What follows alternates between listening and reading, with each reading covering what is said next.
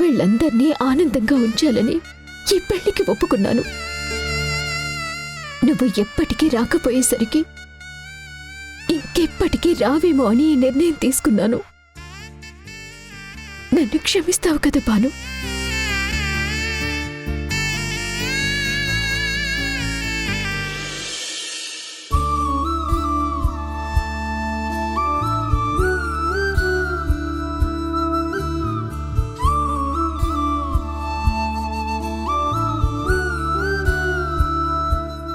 అబ్బా, ఇక నా వల్ల కాదండి, వెనక్కి వెళ్ళిపోదాం. లేదు రాధా, ఇంకొంచెం సేపు నడువు. నువ్వు వాకింగ్ చేయడం మంచిదని భార్గవి చెప్పింది. నడవడం నీకు కష్టంగా ఉన్నా కడుపులో పెరుగుతున్న బేబీ కోసం నువ్వు నడవాలి. నా మీద ఇంత కేరింగ్ చూపిస్తున్నారు. మీరు నన్ను ఇలా చూస్తున్నందుకు మీ ఇంట్లో వాళ్ళు కూడా మిమ్మల్ని తప్పుపడుతున్నారు. మిమ్మల్ని ఎంతగానో అభిమానించి మీ అమ్మగారు కూడా కోపాన్ని పెంచుకుంటున్నారు. మీ వాళ్ళని దూరం చేసుకుంటూ నా మీద ఎంత కన్సర్న్ చూపించడం కరెక్టేనా? నిన్ను నాకన్నా ఎక్కువగా అమ్మ అభిమానించింది రాధా. కానీ అనుకోకుండా ఇలా జరిగిందని తెలిసేసరికి అమ్మ తట్టుకోలేకపోతుంది. పరువే ప్రాణంగా బ్రతికే మనిషి ఆ పరువుకి ఎక్కడ భంగం వాటిల్లుతుందో అని అమ్మలా మాట్లాడుతుందేమో. అంతే. అమ్మ మనసేంటో నాకు పూర్తిగా తెలుసు. తొందరలోనే అన్నీ సర్దుకుంటాయి. తల్లిని బిడ్డని ఈ ప్రపంచంలో ఏ శక్తి వేరు చేయలేదు.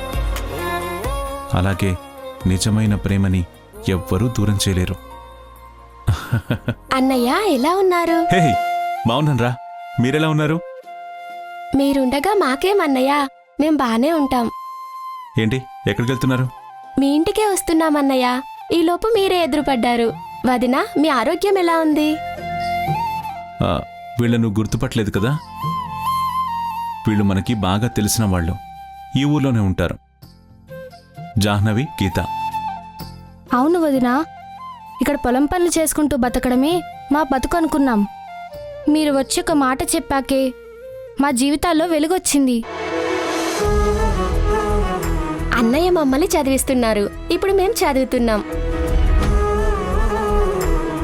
మేం కూడా చదువుకోవాలనే ఆశ మాకున్నా చదివించే స్తోమత మా ఇంట్లో వాళ్ళకి లేదు. మీ చొరవతో, అన్నయ్య అభిమానంతోనే ఇప్పుడు మేము చదువుకోగలుగుతున్నాము. ఎప్పటికీ మీకు రుణపడి ఉంటాము.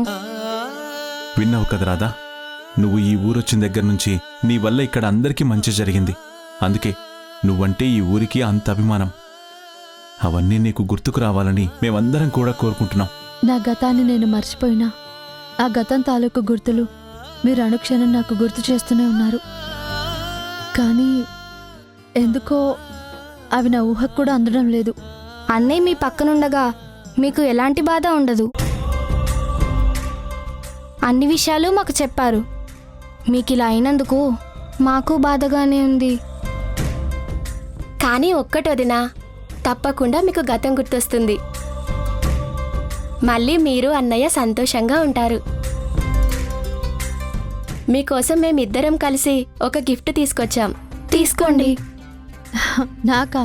నాకెందుకు? చెప్పాం కదా వదినా, మీరన్నా అన్నయ్య అన్నా మాకెంతో ఇష్టమని. అందుకే సిటీ నుంచి వస్తూ మీకోసం ఇది తీసుకొచ్చాం. తీసుకోండి. అభిమానంతో తెచ్చారు కదా, తీసుకోరాదా?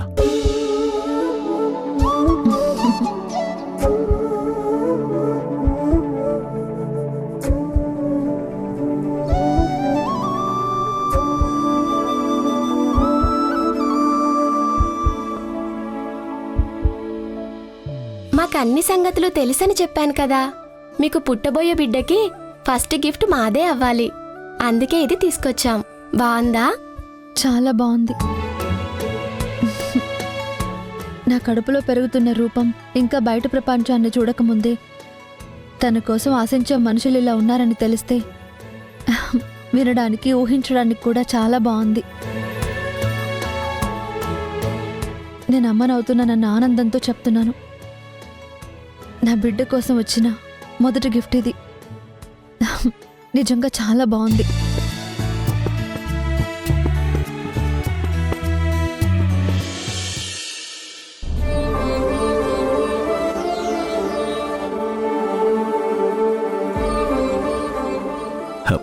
అరే వాసు, నువ్విలా నడిచొస్తుంటే నిజంగా నాకెంతో ఆనందంగా ఉందిరా. ఇన్ని రోజులు నా స్నేహితుడు ఇంకెప్పటికీ నడవలేడేమో అని భయపడ్డాను. కానీ నువ్వు మళ్ళీ ఇలా లేచి నడుస్తున్నందుకు మాకు చాలా హ్యాపీగా ఉందిరా.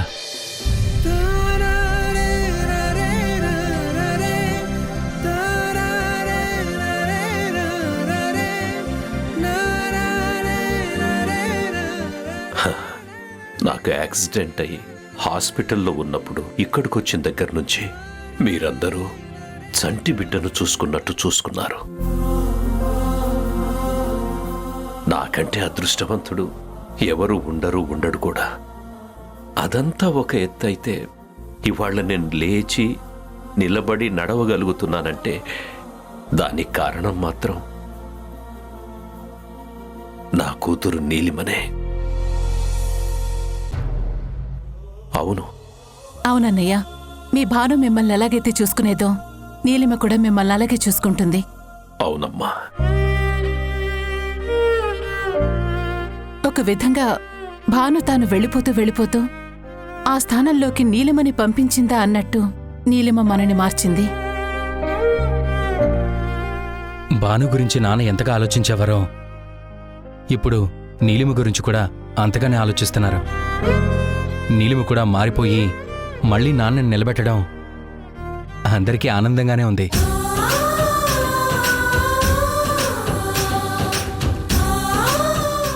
అవునే, ఒకప్పుడు ఈ నీలిమని చూస్తే మిడిగుడ్ల దానా అంటూ నేనే నానా మాటలు అనేదాన్ని. ఎందుకంటే అప్పుడు దానికి వంకర బుద్ధి ఉండేది, అందరి నాశనం కోరుకునేది. కానీ ఇప్పుడు మారిపోయింది. ఈ ఇంటి సంతోషాన్ని కోరుకుంటుంది. ఈ ఇంట్లో వాళ్ళందరూ బావుండాలని మనస్ఫూర్తిగా కోరుకుంటుంది. అది మారిందని చెప్పడానికి నిదర్శనమే ఈ రోజు వాసు మన కళ్ళ ముందు ఇలా నిలబడ్డాం.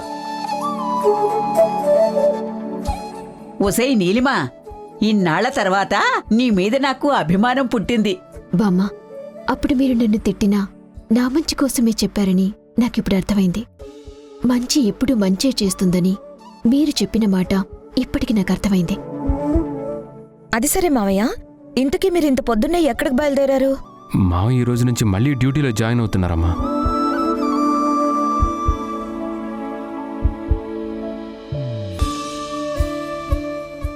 అదేంటి నాన్న, మీరు ఆఫీస్కి వెళ్తున్నారా?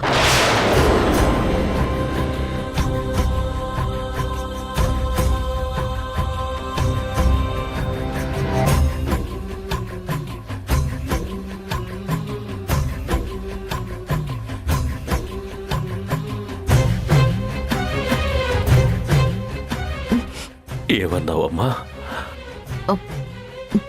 సారీ అంకల్, నేనేమైనా తప్పు మాట్లాడానా? లేదు తల్లి, నువ్వు కరెక్ట్గానే మాట్లాడావు.